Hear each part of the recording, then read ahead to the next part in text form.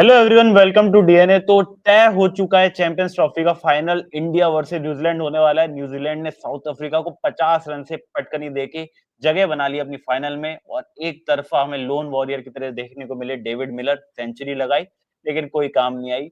एक तरफा हमें पूरा मैच लव 362 के बाद एफर्ट बीच में देखने को मिला था, लेकिन जब वीरेंद्र हुँ, आउट हुए, हुँ। उसके बाद मेरे को नहीं लगता कि कोई भी बल्लेबाज साउथ अफ्रीका का चलता हुआ नज़र आया।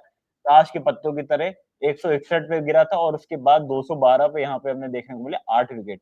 जी, तो और हमने हमने इनिंग्स में बात भी करी थी फर्स्ट हुँ, इनिंग्स हाइलाइट में कि आज के दिन एटलीस्ट 2 बल्लेबाजों का कायदे का चलना ज़रूरी होगा, जिस तरीके की पार्टनरशिप आपको रचिन हुँ, रविंद्र और केन विलियमसन में देखने को मिली थी। जी, वैसी पार्टनरशिप हमें बवुमा और वेंदर दुसेन के बीच में देखने को मिल रही थी, लेकिन वो उतनी बड़ी नहीं बन पाई। बवुमा आउट हो गए, उसके बाद वेंदर दुसेन भी आउट हो गए। मार्करम ने कोशिश करी कुछ एक आध इनिंग्स में एक आध शॉट्स निकाल के अपने इनिंग्स को बढ़ाने की, हुँ, मगर 31 रन के स्कोर पे वो भी आउट हो गए। तो मतलब आज कुछ खास दिन रहा नहीं। डेविड मिलर एंड में आके रन्स निकाले।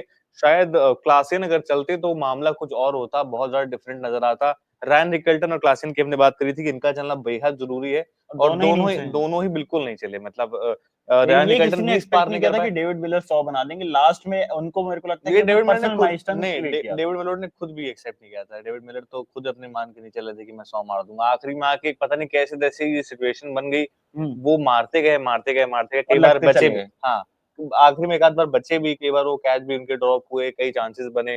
हुँ। आज दिन था उनका और उन्होंने शतक मारा, बहुत ही बेहतरीन प्लेयर हैं।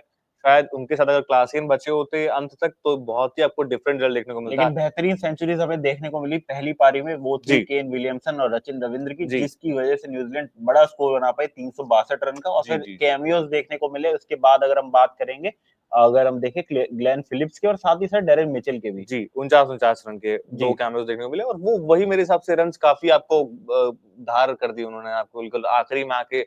जो उन्होंने आखिरी में बहुत तेज़ी से रन्स चिप इन करे थे, वो बहुत ज़्यादा काम आए अंत में न्यूज़ीलैंड के। और हुँ, उसके बाद आप बात करिए जिस तरीके से इन्होंने अपने गेंदबाज़ों को रोटेट किया, मिचेल सैंटनर ने बहुत सही समय पे स्पिन को अटैक में लेके आए, जिसकी हम बात कर रहे थे फर्स्ट इनिंग्स में जो स्पिन मिसिंग था साउथ अफ्रीका के पास, मेरे ख्याल से न्यूज़ीलैंड ने बहुत अच्छे तरीके से उसको काउंटर करा है। सैंटनर ने 3 विकेट चटकाए, ये दिखाता है कि स्पिन आज के दिन अगर आप शम्सी खिलाते, तो ज़्यादा बेहतर साइड रहती। ये शायद 40-50 रन शॉर्ट रहती न्यूज़ीलैंड, हुँ। और ज़्यादा इम्पैक्ट पड़ता स्पिनर्स का, लेकिन वही है कि अब नहीं आपने डिसीजन लिया, आप एक स्पिनर के साथ गए स्पेशलिस्ट, आपने बैंक करा मार्करम पे, मार्करम से भी आपने पूरे ओवर्स नहीं करवाए, 4 ओवर्स करवाए। वो शायद मेरे हिसाब से कहीं न कहीं एक्स्ट्रा रन्स जो है प पड़ गए, वो बहुत ज़्यादा चुभ गए चुभेंगे मेरे ख्याल से साउथ अफ्रीका जी, को। साउथ अफ्रीका की बॉलिंग कुछ इस तरीके से हमें नज़र आई। बॉलिंग बाद में हमें स्पिन भी ज़्यादा देखने को मिली, मिचेल सैंटनर से हुई, और ड्यू का कोई भी डिफरेंस नहीं था। तो अच्छे, मैं जी, कहूँगा, यहाँ पे टॉस जीत के बैटिंग का फैसला लिया। उन्होंने देखा कि जैसे-जैसे मैच आगे बढ़ा, स्पिनर्स को और ज़्यादा फ़ायदा मिला। बिल्कुल, क्योंकि बिल्कुल। हमने देखा साउथ अफ्रीका की बॉलिंग में अच्छी कुटाई हुई है, और स्पिनर्स का सिर्फ 14 ओवर हुए, जिसके बारे में आप कह भी रहे थे कि क्यों 14 ओवर हुए। हुँ, लेकिन उन 14 ओवर में भी कोई भी उनकी तरफ से विकेट लेने की एबिलिटी नहीं दिखी, जो जी। हमें न्यूजीलैंड की बॉलिंग में देखने को मिली। मिचेल सेंटनर हो, चाहे रचिन रविंद्र ने विकेट नहीं लिया, लेकिन अच्छी बॉलिंग करी। 3 जी। विकेट माइकल ब्रेसवेल की बॉलिंग देखे। आप यहाँ पे देखिए इन्होंने 4 हुँ, 4 स्पिनर्स यूज़ करे। हुँ, वहाँ पे आप न्यूज़ीलैंड ने 4 स्पिनर्स यूज़ किए हैं, ब्रेसवेल, सैंटनर, रचिन रवींद्र और ग्लेन फिलिप्स। और जी, इसमें आप देखेंगे रविंद्र भी 1 विकेट लिया है, फिलिप्स ने 2 विकेट लिए हैं, सैंटनर ने 3 विकेट लिया, ब्रेसवेल ने 1 विकेट लिया है। जी, वहाँ आपने एक स्पिनर खिलाया ही नहीं, आपने सिर्फ केशव महाराज खिलाए हैं। आप मार्करम पे अगर बैंक कर रहे हैं, आप सिर्फ एक स्पिनर के साथ एक एंड से 10 ओवर नहीं डलवा सकते हैं। आपको दूसरे एंड से भी स्पिनर इंट्रोड्यूस करना पड़ेगा। थोड़ी एक जुगलबंदी रहती है, 4-4 ओवर्स के आप स्पेल कराइए, उसके बाद आप वापस कुछ टाइम बाद केशव महाराज को एक पेसर के साथ लाइए।